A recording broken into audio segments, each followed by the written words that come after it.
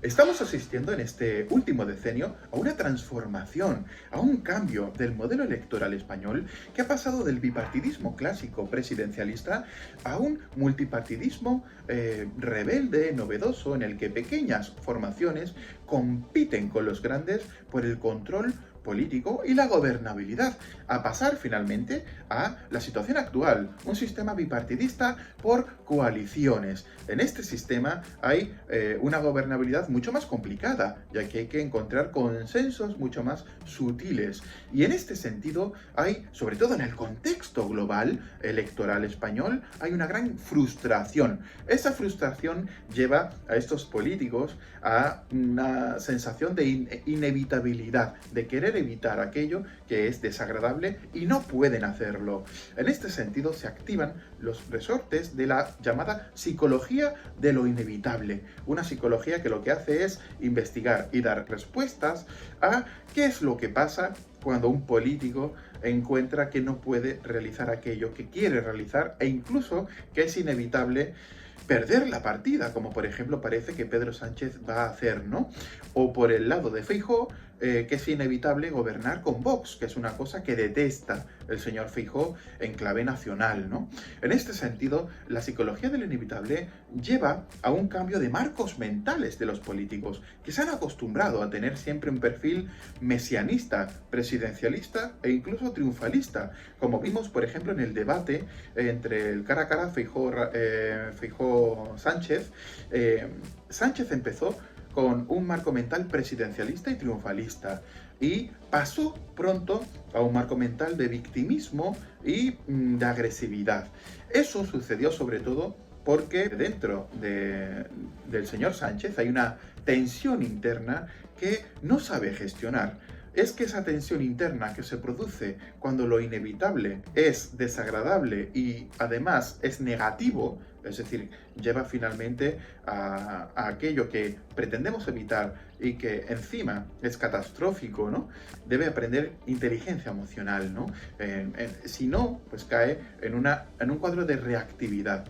Como vimos, por ejemplo, en ese marco mental que pronto indujo Feijóo a Sánchez en ese cara a cara. El marco mental victimista es un marco mental que busca una posición de debilidad en la que nosotros, incluso estando en el gobierno, en el ejecutivo, en las instituciones, pues estamos sometidos a ciertas fuerzas oscuras que impiden que hagamos bien nuestra labor, ¿no? Con solvencia. Y eso choca mucho con el triunfalismo y el presidencialismo del señor Sánchez cuando comenzó ese debate. En este sentido, yo creo que el señor Sánchez no pudo llevar a cabo esos marcos mentales que pretendía llevar el mesianismo, es decir, nosotros somos la solución a España porque si no viene el enemigo y se queda con España y esto va a ser catastrófico, tanto el mesianismo como el triunfalismo y el presidencialismo, y fue porque tuvo reacciones emocionales adversas a partir de lo que he dicho, del cuadro de lo inevitable, de esa disonancia cognitiva que todo político debe aprender a gestionar a través, pues, de herramientas psicológicas, ¿no? Pues tanto Feijóo como Sánchez manejaron constantemente la posverdad para poder convencer y finalmente vencer. Y esa posverdad se basa en unos márgenes que hay en la propia verdad que permiten, a través de la interpretación y a través de instrumentos de lectura de la realidad, permiten hacer no tanto una adulteración, no es tanto eso, sino pretenden crear un discurso que finalmente se materializa en un relato totalmente lógico, coherente y que aparentemente sea real. Ese relato no tiene por qué ser la realidad en sí, de hecho puede ser todo lo contrario, pero lo importante es que sea lógico. Y lo vimos por parte de ambos, de tanto de Sánchez como de Feijóo, ¿no? Sánchez, por ejemplo, dijo que Zapatero no congeló las pensiones, o por ejemplo se negó a decir que lo de los peajes era cierto, pero por otro lado también vemos que Feijóo pues dijo que siempre se revalorizaron las pensiones conforme al IPC Rajoy, lo cual es mentira. Es mentira desde la realidad objetiva, desde su punto de vista de la posverdad, cree que está llevando la razón, pero ese manejo de la posverdad es muy torpe. Es muy torpe. Sánchez sabe manejar la posverdad mucho mejor que Feijóo, y lo hemos visto en estos últimos días. Feijóo ha tenido que finalmente pedir disculpas de una forma más o menos velada, parar la falta de credibilidad que le pudiera dar ese hecho. Yo creo que Sánchez está mucho más acostumbrado a manejar la posverdad y, como él dijo, a cambiar de posición o de opinión, cosa que está dentro del relato de la posverdad, porque él dice que nunca ha mentido. Por tanto, vemos que en esta lucha de titanes, la posverdad está en el núcleo y Feijóo se está acostumbrando a manejarla para poder enfrentarse a ese gigante que es Pedro Sánchez y ganarle con solvencia dentro de su propio terreno y de su propio contexto. Por tanto, tenemos por aquí tres cosas esenciales. La primera de ellas es este bipartidismo por coaliciones que genera esa frustración, genera finalmente un marco mental de los políticos basado en lo inevitable, en la disonancia cognitiva y por tanto en el manejo de las emociones y de nuevas ideas para llegar al éxito político. Y por otro lado, en el manejo de la posverdad, una realidad que está generada a partir del discurso y que no se basa en la realidad en sí, sino en el relato. Un relato que tiene que ser coherente, lógico y sobre todo convencer. Si convence más allá del capillismo, es decir, más allá de aquellos que ya están interesados en ese propio relato y que compran ese relato, si convencen pueden finalmente conseguir más escaños. Pero claro, no es tan sencilla la cosa, ya que es muy importante entender que los políticos deben aprender a manejarse en este contexto con solvencia y con cierta apariencia de solvencia, de presidencialismo, de autosuficiencia, de seguridad, ¿no? Y hay políticos que no inspiran eso, hay políticos que parecen inspirar justamente lo contrario, cierta sensación de incertidumbre, de debilidad, de estar perdidos, ¿no? Dentro de un marco en el que la posverdad impera más que nunca, la frustración también lo hace y se requiere adaptarse. Esa adaptabilidad que llevaría finalmente no tanto al éxito, que también, sino a la propia supervivencia política. Sánchez ha demostrado en estos 3 últimos años que sabe adaptarse para sobrevivir, ya que ha usado la posverdad constantemente para generar nuevos relatos que permitieran, en el momento oportuno a corto plazo, dar solvencia, coherencia o lógica a sus propias políticas y a su propia acción. Pero claro, ¿eso es suficiente? Eso es una gran pregunta, ya que dentro del marco de la psicología de lo inevitable se trabaja lo necesario y lo suficiente. Necesario implicaría que ha de hacerse para llegar al umbral mínimo y suficiente sería así, algo así como hemos conseguido llegar a un nivel óptimo, ¿no? Pues para, por ejemplo, Pedro Sánchez, su propia gestión política en los últimos años fue necesaria porque había que evitar una crisis global y suficiente, ya que para él se han cumplido líneas políticas, ¿no?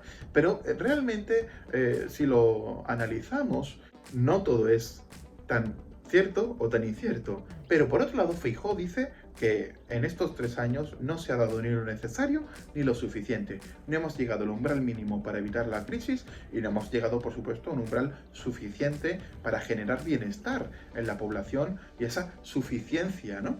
En lo necesario y en lo suficiente se ve esa polaridad total. Sánchez dice, mi gestión fue necesaria y suficiente, y Feijóo dice, tu gestión no fue ni necesaria ni suficiente. Ahí se ve perfectamente los marcos mentales polarizados, ¿no? Y se ve que estos agentes, estas personas, estos políticos, se mueven a través de dicotomías, de sí o no, y a través de elementos necesarios y suficientes en la política y en la gestión política actual. Por último, cabe decir que cuando, por ejemplo, Feijóo arrastra a Pedro Sánchez a la sensación de debilidad a través de su propio marco presidencialista y triunfalista, ya que es interesante ver cómo Feijóo, que es un candidato, finalmente toma la batuta presidencialista y hace sentir, y se puede ver en el debate, a a Sánchez como si fuera un aspirante que tiene que defenderse finalmente de la persona fuerte, que es Feijóo, ¿no? Casi que Feijóo tomó esa actitud como de profesor, ¿no? Como con las gafas y con esos papeles, ¿no? Casi como si estuviese corrigiendo un examen a su alumno, ¿no? Y ese cambio de marco mental dentro de Sánchez se puede ver que se tradujo en ese marco de debilidad, de impotencia, de frustración y en última instancia de agresividad. Y es importante reseñar que la agresividad es un instrumento más en la política. Tú puedes emplear un insulto, puedes emplear un ataque verbal de forma medida para conseguir algo, conseguir un movimiento social, conseguir una respuesta. Pero podemos ver en el debate con Feijóo que verdaderamente esa agresividad no fue instrumental, sino que fue hostil. Es decir, que verdaderamente Pedro Sánchez se sintió acorralado por Feijóo y sintió que Feijóo le robó el marco presidencialista y empujó a Pedro Sánchez a ese marco de debilidad, ¿no? Y ahí es cuando se ve perfectamente, más que nunca, esa frustración global que hay en la política actual que lleva finalmente a los políticos en ciertos momentos de debilidad a el victimismo, la agresividad y la impotencia.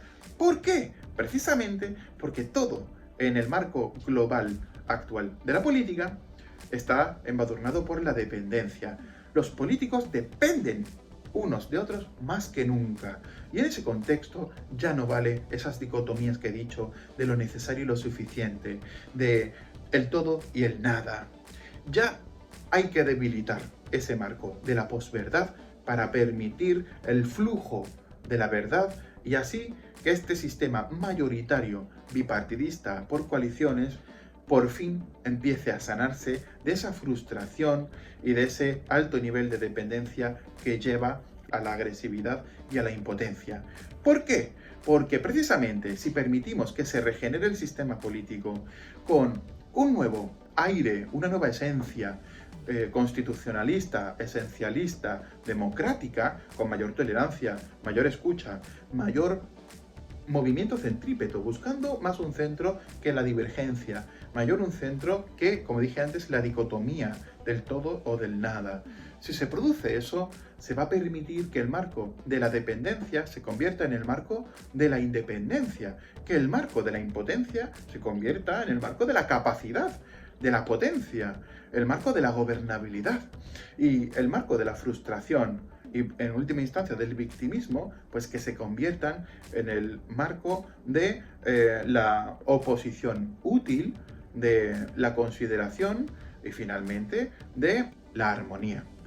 ¿Por qué no pasa esto? Pues porque, como dije, la posverdad impera todo, gobierna todo y hace que sea más difícil que nunca entender dónde está la realidad objetiva y quién miente.